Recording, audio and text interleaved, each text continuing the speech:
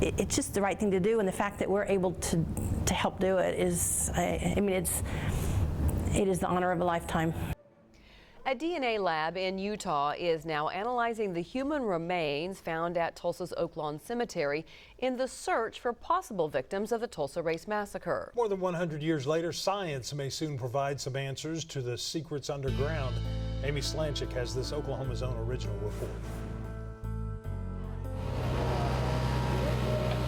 It was historic when in the summer of 2020, dirt was lifted for the first time since the 1921 Tulsa Race Massacre in the search for victims. Now, the next historic chapter is beginning as human remains from unmarked graves found at Oaklawn Cemetery are studied by scientists in a DNA lab. Now it's going to feel like it's underway because something actionable for the community is coming out now. Getting the remains from Tulsa to the DNA lab meant a 1,200-mile trip by FedEx to Salt Lake City, Utah. Nestled among the Wasatch Mountains and about 20 minutes away from the city's downtown area sits a modest lab called Intermountain Forensics. Their job is to compare DNA from teeth and bones found at Oaklawn to people who submit their DNA, with a goal of determining whether or not the remains at Oaklawn belong to massacre victims. The lab says a descendant of a victim or survivor, or even someone who's just curious if they're a match, can submit their DNA. I'm very confident that if it can be done, that our lab can do it. Growing up not far from Tulsa, Kara Porter credits her parents for teaching her about the massacre.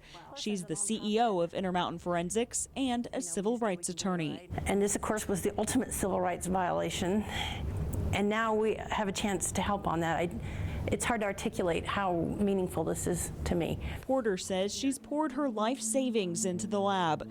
What looks like a copier that belongs in an office is a pricey machine called the NovaSeq 6000. During our visit, it was sequencing DNA from the remains found at Oaklawn. This machine, combined with the fact that the lab is a nonprofit, is what sets it apart from others. I'm told this $1 million machine is often used in the medical community for things like cancer screenings, but it's only found in a handful of forensic DNA labs across the country, and it's here at Intermountain Forensics. It's really unique, it's really expensive, but it's extraordinarily powerful, and it's the only way this works. Danny Helwig is the director of lab development. He says aside from the equipment, the lab needs people to get involved. There's just nothing you can do if there isn't some little piece of DNA in some genealogy tree that doesn't match up. Intermountain Forensics says people do not have to submit DNA to benefit the work. Allison Wild is a forensic investigative genetic genealogist. The word has definitely spread. She's busy collecting pictures, family trees, and information from people across the country. Some want to share their DNA. Others just want to share their personal history. Even if it's like, oh, my grandmother's brother moved to Tulsa as part of the oil boom. He was there during the 1920s. Nobody's ever heard from him again.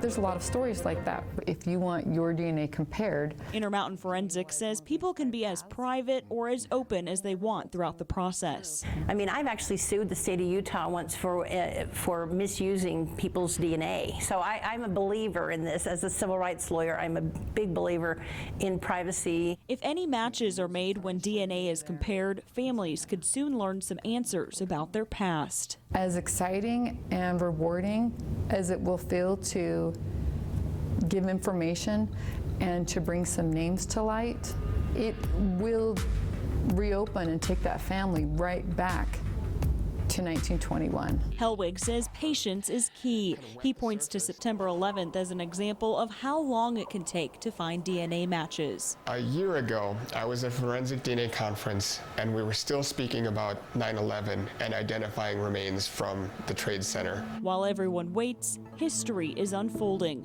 as science works to uncover the secrets of who is underground. Whether they're race massacre victims or not, they deserve to have their name returned to them. Their family deserves to know who they are.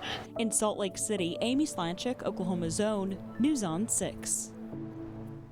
Well, today could be the last warm day for a while across the Osage Casino Skycam network.